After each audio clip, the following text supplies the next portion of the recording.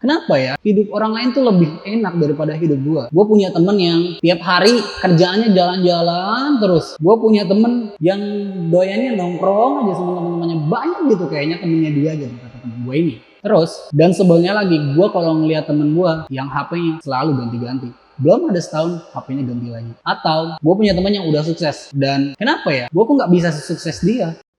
Untuk menghargai dan mengapresiasi konten video ini, jangan lupa untuk like and subscribe. Aku hitung sampai 3 ya.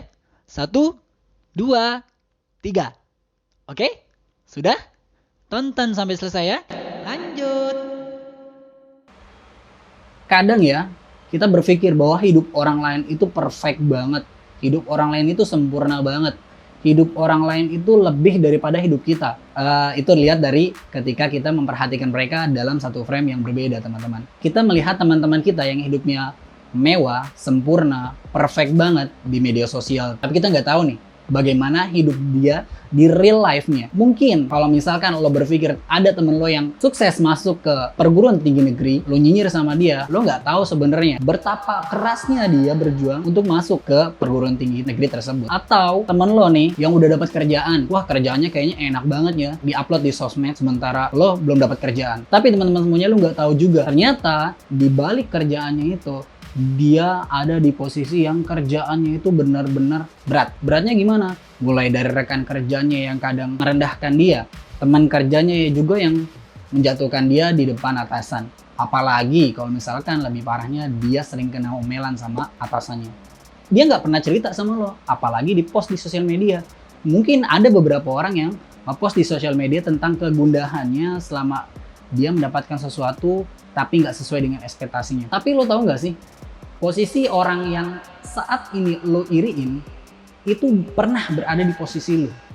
Dan gue sering banget dapat cerita ini dari teman-teman gue yang udah berada di atas, yang udah mendapat puncak kesuksesannya, udah mendapat titik terbaiknya. Dia pernah kok ngalamin kayak lo yang posisinya nggak berada di tengah enggak, atas enggak, di bawah aja. Dia pernah di situ. Pernah stagnan. Sorry to say ya. Bahkan ada satu perempuan yang cerita sama, bukan sama gue sih, sama lewat perantara, lewat teman gue, dan teman gue ini cerita ke gue.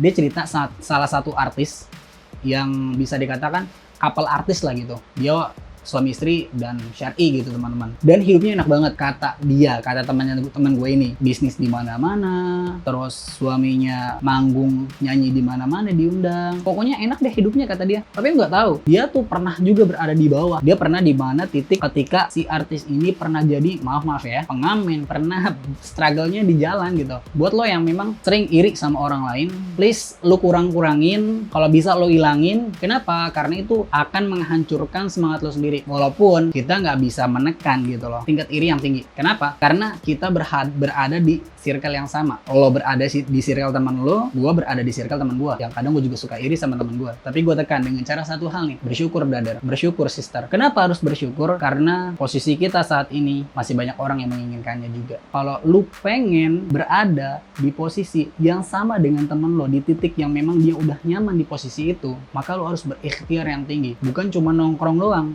Nongkrong boleh, tapi perhatiin juga tujuan lu apa. Gua Adit Harian, gua teman lu. Kita sharing yuk. Buat lo yang punya cerita, komen di bawah dengan gua. Kalau misalkan kita punya waktu, kita bisa collab bareng ya. Thanks udah dengerin sharingan gua. Assalamualaikum warahmatullahi wabarakatuh.